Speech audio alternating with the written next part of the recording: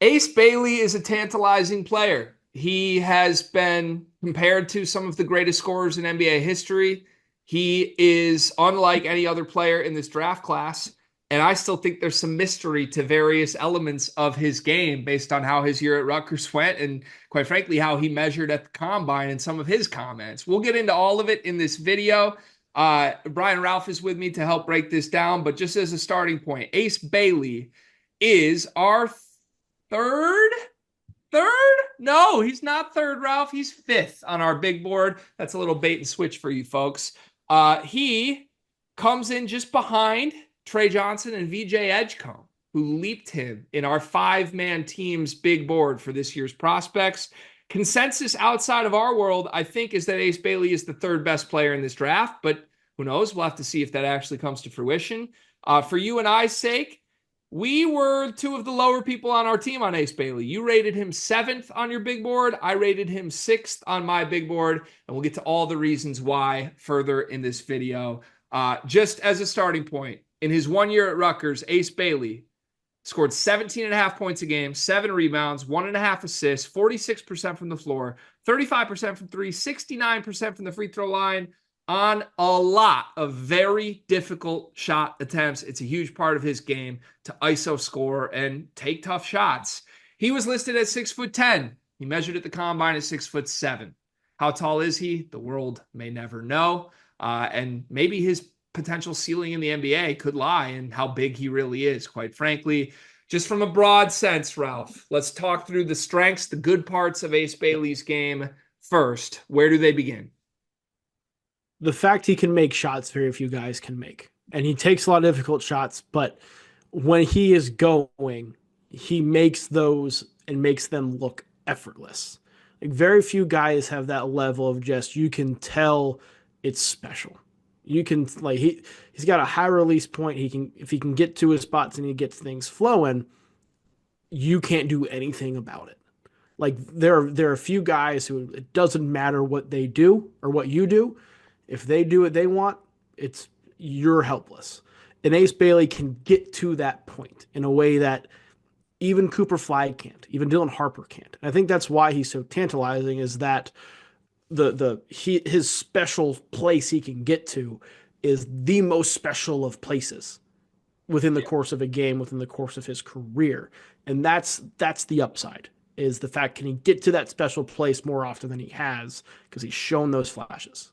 And that special place, just to reiterate, it shows up 1 to 2 times minimum every game. It's not one of those things Right. where like once a month you see something crazy from Ace Bailey and then you're wondering where is that 99% of the time.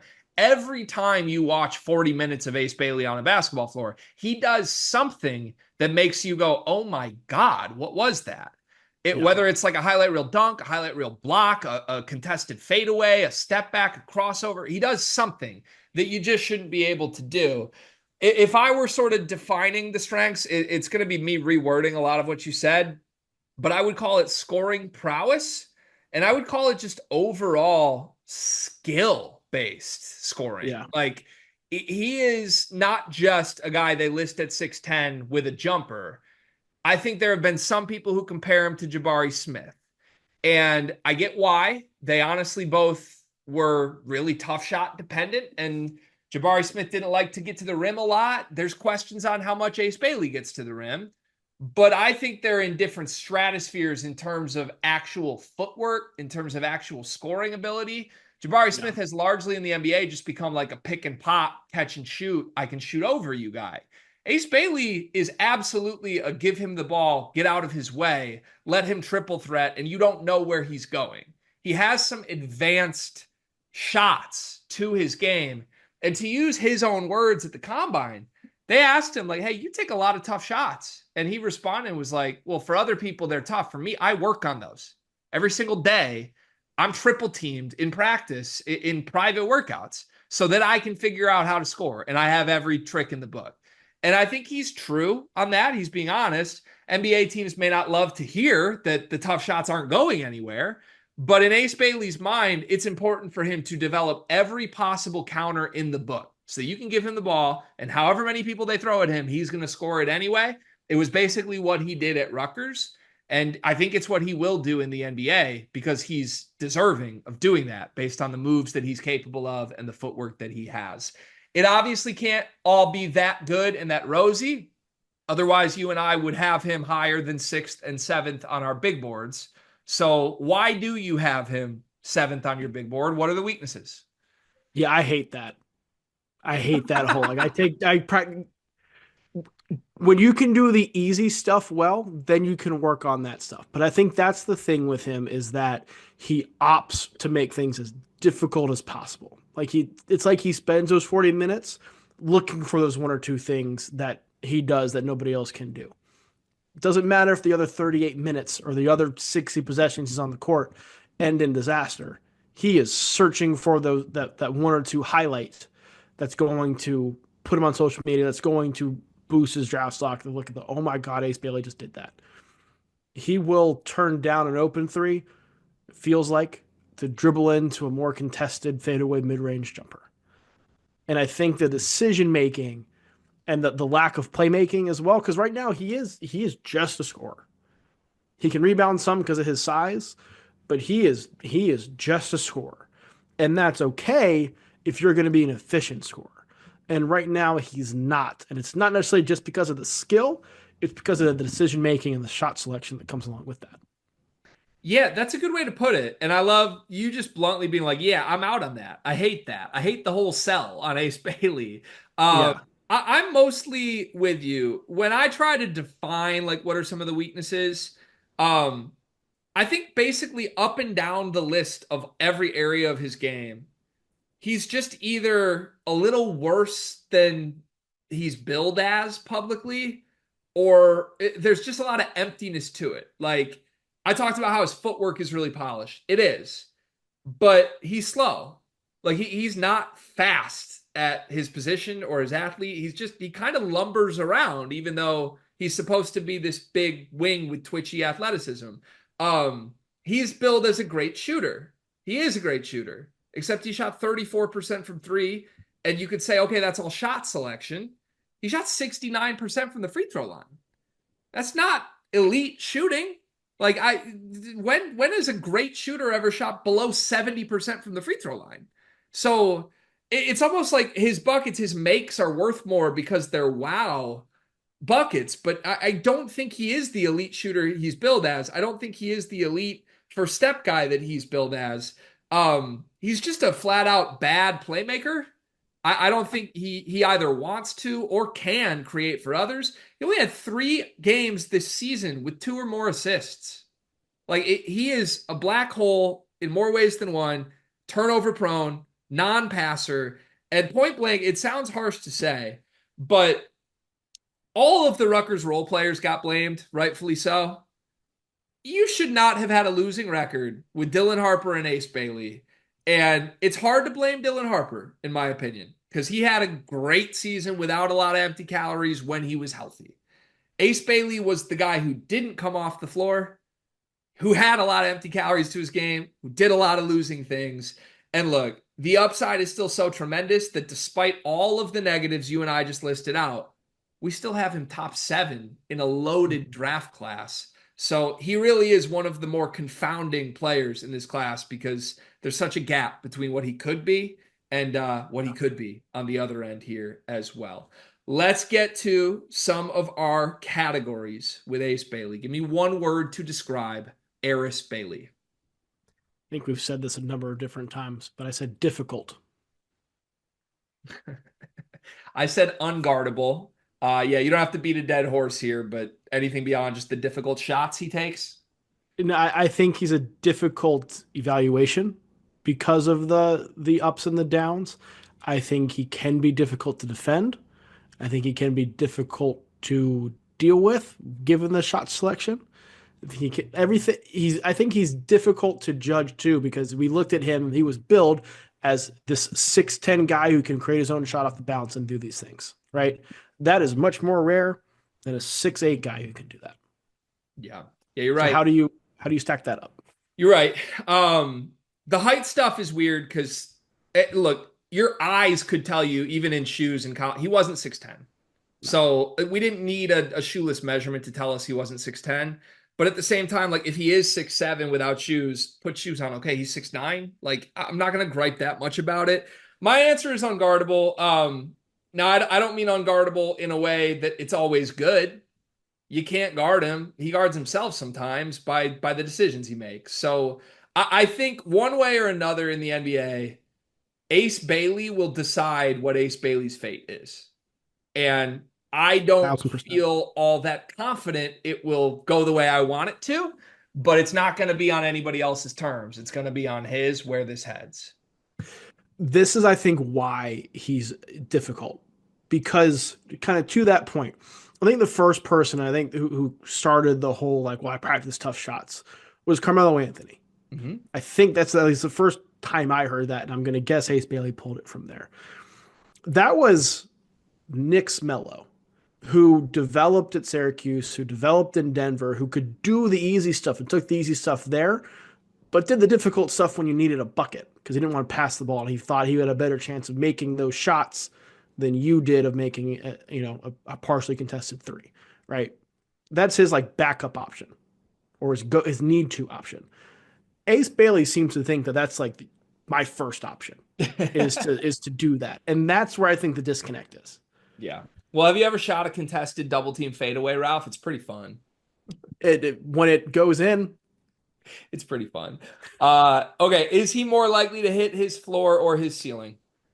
I think he's more likely to hit his floor, and part of that is how high the ceiling is. Because if he does figure it out, his ceiling is like MVP level good. But if he Yeah. doesn't, Yeah. Yeah. but if he doesn't figure it out, it's what role do you play in the rotation? Yeah, I said the same. I think even Ace Bailey believers would say he's more likely to hit his floor, by the Yeah, way. And maybe that's a misread by me, but it's because the ceiling is pretty unicorny. Like, right. is it fair to say his ceiling might be the second highest in this draft? It's just really unlikely he actually lives up to it. I mean, his ceiling might be the highest. Even higher than No, Coop? I think it's second highest, but I think you can make the argument that it's at least a tie. Yeah, there were people coming into the Rutgers year that absolutely were like, yeah, Ace is on Cooper's level and it's scoring, it's more fun offense. And I don't know. The year went so bad, it's hard to make that argument anymore, but you and I are aligned. It's the floor. Give me a team that would be the best team fit for Mr. Bailey here. Obviously, in the actual draft order, we think it's going to go Flag and then Harper. From there, Philly's drafting third. I could see Ace Bailey going there. I also think I could see them passing, going a different direction, and he could fall one to a couple of spots into the middle of the lottery here. Do you have a team that you think makes the most sense? The Wizards. I have the Wizards at number 6. I said the Charlotte Hornets, which is your team. Talk me through the Wizards. He needs a runway. He needs to be able to make mistakes. He needs to be able to learn. He needs to be able to, I think, play free without fear of being yanked for some of the bad shots that he takes. Like, if this is going to work, it's going to be because he figures it out on his own and not because a coach is yelling at him that he can't take that shot. Because I practiced that shot. What do you mean I can't take that shot? I think he's got to figure that out on his own. And the Wizards, I think they'll fall back to 6, set the Wizards rebuild back another year or two, honestly. And they're going to need somebody to create some offense. They're going to need all the positives that he brings. And they don't have anybody who can force him off because of the negatives. That's fair. So I went with your team, the Hornets, and as I talk through this, let me try and pitch you on it, but you may have avoided your Hornets since we know how you feel about Ace Bailey right now, is my guess. Yep. So I Yep. yeah. I don't think there's much of an argument that if you believe in a prospect, that the best fit for them is Utah or Washington. Now, outside of like being a transcendent number one option guy that just gets to be the face of a team, which you could argue that is Ace's ceiling. But to me, anybody that ends up on Utah or Washington is more likely significantly to like have their career not work and just fall into that group of guys that has no identity right now. I Mhm. don't want to see Ace Bailey fall there because I think almost guaranteed he would fail there. I don't think he will live up to it. So my pitch on why Charlotte is the best landing spot for him here is they do have the guy in LaMelo to build around. They also are building a team right now that I think does complement LaMelo really well. I believe in Brandon Miller. I think he's going to be really good. I think if you had Ace Bailey and a version of Ace Bailey that works in the NBA with Brandon Miller, with LaMelo, all of a sudden you're talking about like two guys that can play off of LaMelo, make shots that have size that I don't know how you could really account for both of them there. I don't think they get in each other's way necessarily. Look, it's a lot riding on you believe in LaMelo to really drive winning at some point. Um, but I don't know. I do find it interesting. This is your team, Ralph. Most people would say Ace Bailey's the right pick if he's sitting there at 4. Are you going to be upset if the Hornets take him? Yes, honestly. And it's my objective counter to that is Brandon Miller needs shots. LaMelo Ball certainly needs shots. They're offensive focused guys who I think you could argue are negatives defensively. And Ace Bailey can be that as well. Is he going to be okay being the third option behind those two at least to start when he wasn't really okay being the second option to Dylan Harper at Rutgers? Like he viewed it as more a 1A, 1B deal than that. To me, that's a way when you have LaMelo is a relatively inefficient volume scorer. Brandon Miller remains to be seen, but he's a volume guy. Remains to be seen if he's high efficiency or low efficiency in the NBA, but he's a volume guy.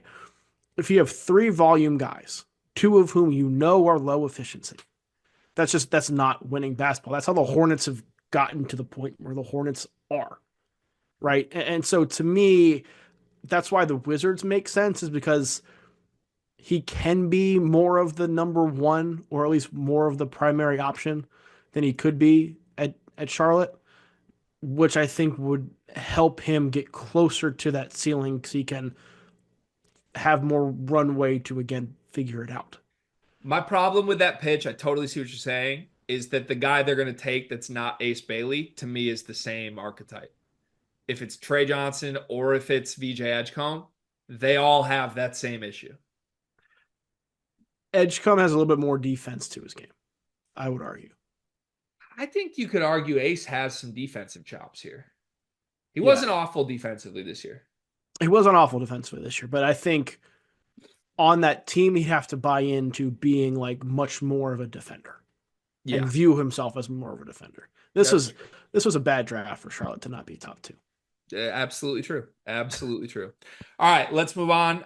In 5 years, where is Ace Bailey? This is the first one that I think is pretty fun to answer this question with. He could be all NBA, an all star, a starter on the bench in the G League, or worse. What do you have? I think he's on the bench.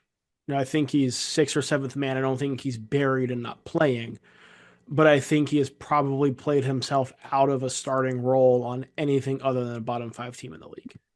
Is that basically the Jabari Smith path? A little bit less than that because Jabari I think, has more traditional big to his game Yeah. than Ace Bailey does. Like I don't think Ace Bailey is somebody you're gonna put in pick and pops all day and call it a night. You know what I mean? Jabari also has started most games in his career. Just Houston obviously flipped that at points this season with the way Amen has come on and other players. So, yeah, I don't know. I feel like you're right. Like if he's not a starter by year 5, it's probably just flipped that way. He's gonna get Yeah. chances to start wherever he is, and I have starter as my answer because I think it will work out. I think he'll be a long time starter in the league, even if I have questions. Okay, superlative time. Ace Bailey is the most likely to what? Be the NBA's version of Caleb Love Oh, God. I said hit a growth spurt during his rookie contract. What do you mean by Caleb Love? because he's gonna have those games where he looks incredible, but everybody is gonna make the jokes about the games he goes 5 of 21 because it happens all the time. That would be an okay outcome, wouldn't it? As long as he shows the good enough, it's as okay. long as as long as he shows the good enough. And I'm aware I'm more on his floor than the ceiling. The middle of the road, though, is probably somebody who continues to just show flashes. And Yeah. Caleb Love showed the flashes. Caleb Love, player of the year in his conference, all conference player multiple years. And I'm not a Caleb Love guy. He infuriates me. Maybe that is the outcome for Ace Bailey. But I weirdly enough, if that is what happens, I think it could justify a team taking him as high as third. Because if he gets you 30 once every 2 weeks, I think you'll live with that. And I think that's within the realm of possibility. I said he's most likely to hit a growth spurt during his rookie contract. Listen, I don't think he's 6'10 now. I would bet you he will be in a year or two. I don't know why, but I'm just like the sell on this kid is he's a 6'10 shot maker. I think he's going to get there. I realize he's 18 or however old he is, but like I was surprised he measured 6'7". I really was. I didn't think he was 6'10. I think he's in between. But at some point, I just feel like it's going to happen for him. You got scans of his knees. You checked his growth plates. Everything looks good. If you just say it long enough in the mirror, I want to be 6'2", it works out. I did that for years in high school, Ralph. Let's get to our comps. What's your best case player comparison for Ace Bailey? Kevin Durant. Whoa! I said Paul George. Okay. You've spent most of this video doubting Yep. him. How the hell is his best case Kevin Durant? Well, we talked. The ceiling is somebody who is unguardable, somebody who can get to a special spot where no matter what you do, it does not matter. You cannot stop them. That's Kevin Durant. Now, Kevin Durant's like a 7 foot shooter. Ace Bailey would be a smaller version of that. But if everything works and he becomes more efficient and kind of gets things down, does the little things, there's no reason why he would not be or could not get to a point where he's a similar type of unstoppable scorer, given some of the insane things we've seen him do. Okay, I got to fact check this. I love you, Ralph, but I got to fact check this. So you think there is a non-zero, 0.001%, however you want. You think there's a non-zero chance that Ace Bailey ends up top 10 in NBA history in points?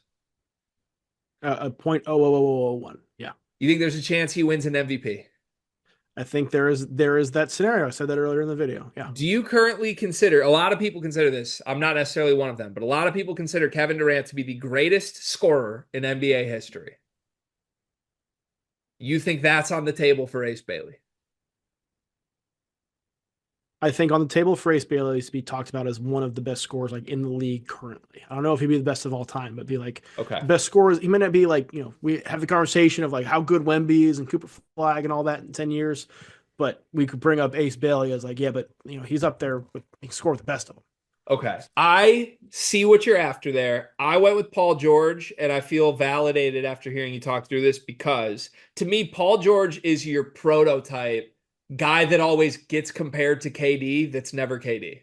And to me, that's Ace. If he hits even his best case, he's always going to be the guy where we're like, well, if you squint, it's kind of KD-ish. No, it's not. No, it's not. Paul George is not like KD. There's nothing about Paul George that's like KD. He's just an aesthetically pleasing scorer who had like a really good decade in the league.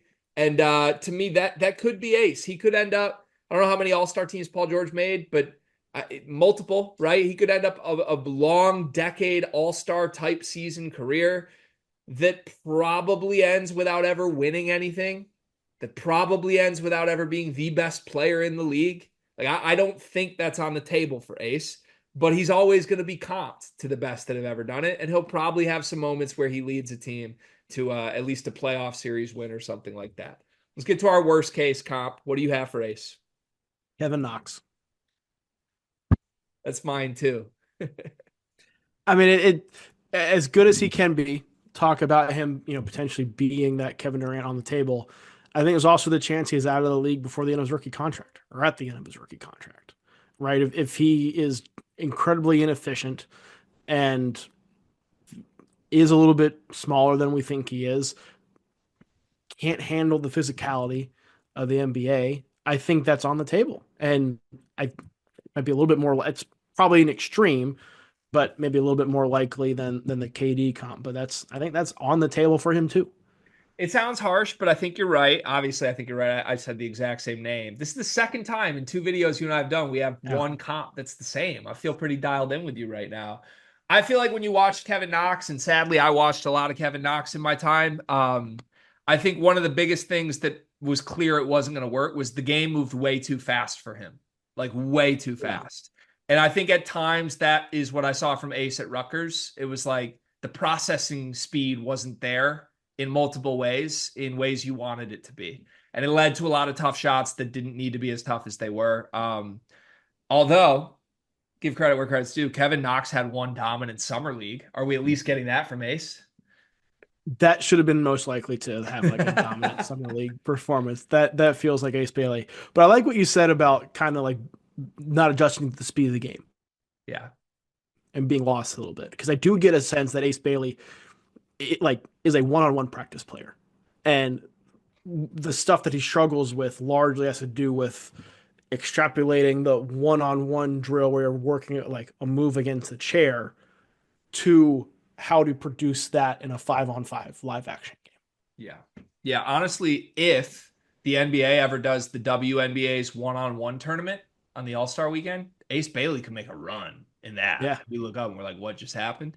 All right. This was fun. He's one of the more polarizing players in this draft class. I am very curious how this is going to work out for Mr. Bailey and what team chooses to select him. If you enjoyed this video, we have 79 more of these. We made a big board full of our top 80. Ralph, myself, Dion, Riley, and Cart all contributed to it. We're uploading 3 per day leading all the way up to the NBA draft, when we will then have our NBA Draft-A-Palooza live show on draft night. So stay tuned for that. Subscribe to the channel so you don't miss any of them. Thank you to you, Brian Ralph.